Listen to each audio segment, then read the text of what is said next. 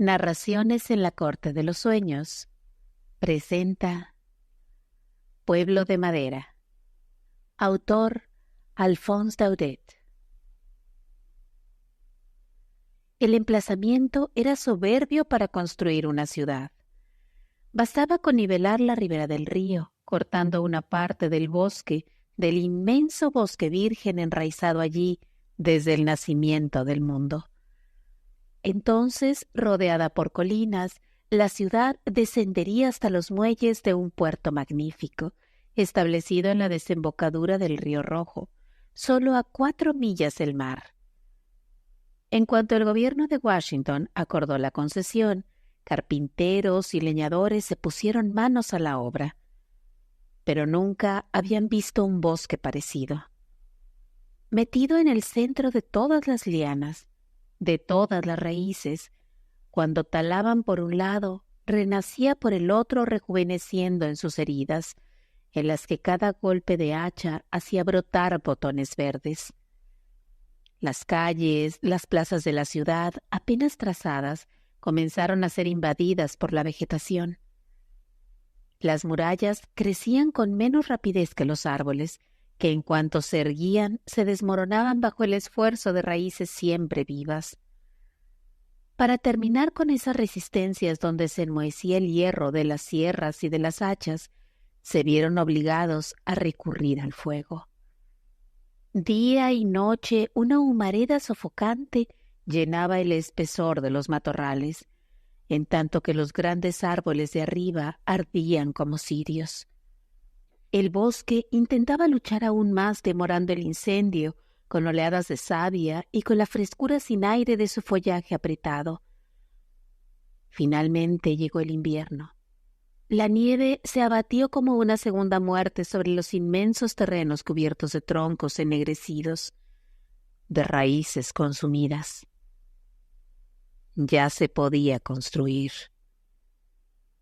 Muy pronto, una ciudad inmensa, toda de madera como Chicago, se extendió en las riberas del Río Rojo, con sus largas calles alineadas, numeradas, abriéndose alrededor de las plazas, la bolsa, los mercados, las iglesias, las escuelas y todo un despliegue marítimo de galpones de aduanas, de muelles, de entrepuertos, de astilleros para la construcción de los barcos.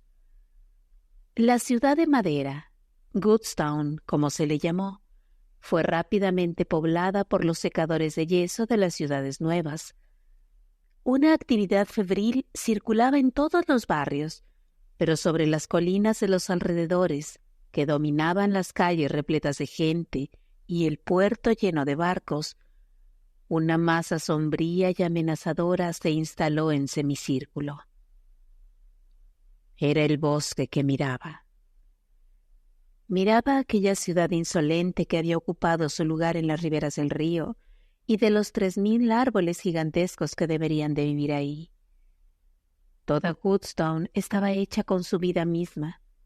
Los altos mástiles que se balanceaban en el puerto, aquellos innumerables desniveles uno tras otro, hasta la última cabaña del barrio más alejado.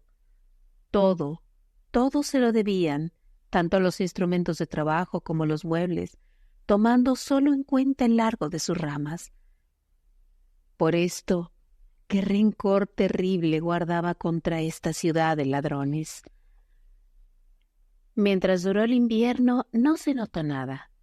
Los habitantes de Goodstown escuchaban a veces un crujido sordo en sus techumbres y en sus muebles. De vez en cuando, una muralla se partía. Un mostrador de tienda estallaba en 2 estruendos. Pero la madera nueva padece estos accidentes y nadie les daba mucha importancia.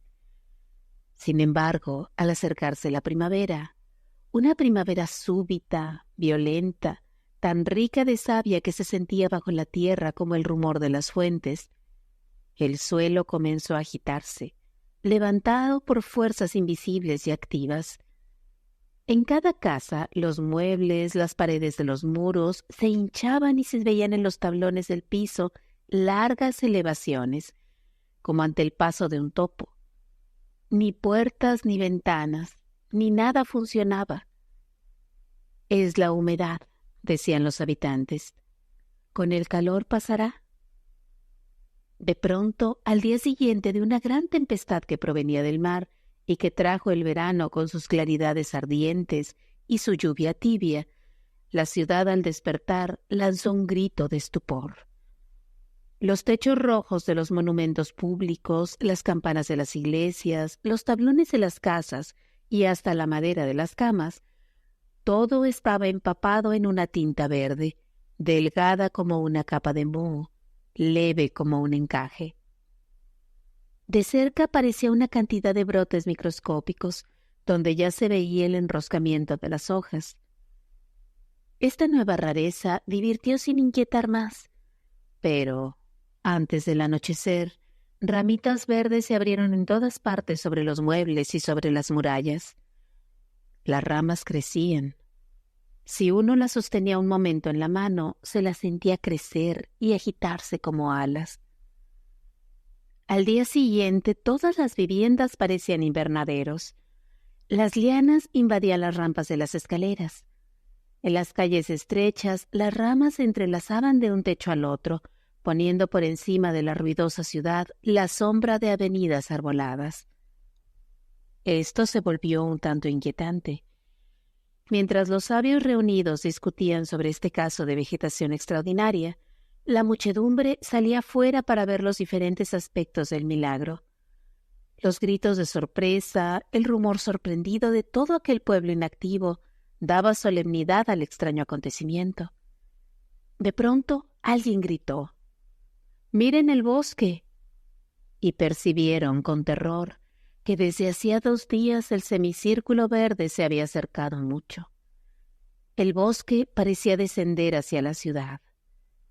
Toda una vanguardia de espinos y de lianas se extendían hasta las primeras casas de los suburbios. Entonces Goodstone empezó a comprender y a sentir miedo. Evidentemente el bosque venía a reconquistar su lugar junto al río. Sus árboles abatidos, dispersos y transformados se liberaban para adelantárselos. ¿Cómo resistir la invasión? Con el fuego se corría el riesgo de incendiar la ciudad entera. ¿Y qué podían las hachas contra esta savia sin cesar renaciente? Esas raíces monstruosas que atacaban por debajo del suelo, esos millares de semillas volantes que germinaban al quebrarse y hacían brotar un árbol donde quiera que cayeran. Sin embargo, todos se pusieron bravamente a luchar con las hoces, las sierras y los rastrillos. Se hizo una inmensa matanza de hojas. Pero fue en vano. De hora en hora la confusión de los bosques vírgenes, donde el entrelazamiento de las lianas creaba formas gigantescas, invadía las calles de Goodstone. Ya irrumpían los insectos y los reptiles. Había nidos en todos los rincones, golpes de alas y masas de pequeños picos agresivos. En una noche, los graneros de la ciudad fueron totalmente vaciados por las nidadas nuevas. Después, como una ironía en medio del desastre, mariposas de todos los tamaños y colores volaron sobre las viñas florecidas, y las abejas previsoras, buscando abrigo seguro en los huecos de los árboles tan rápidamente crecidos, instalaron sus colmenas como una demostración de permanencia y conquista. Vagamente en el gemido rumoroso del follaje se escuchaban golpes sordos de sierras y de hachas, pero el 4.º día se reconoció que todo trabajo era imposible. La hierba crecía demasiado alta, demasiado espesa. Lianas trepadoras se enroscaban en los brazos de los leñadores y agarrotaban sus movimientos.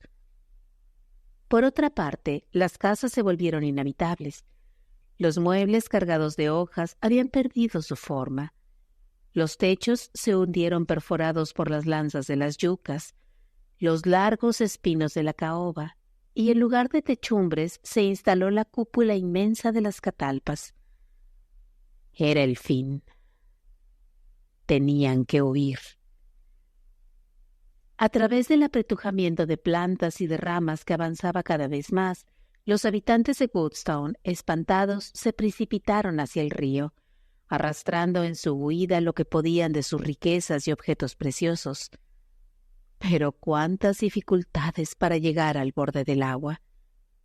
Ya no quedaba ningún muelle, nada más que musgo gigantesco. Los astilleros marítimos donde se guardaban las maderas para la construcción habían dejado lugar a bosques de pinos, y en el puerto lleno de flores los barcos nuevos parecían islas de verdor. Por suerte se encontraban allí algunas fragatas blindadas en las que se refugió la muchedumbre, desde donde pudieron ver al viejo bosque unirse victorioso con el bosque joven.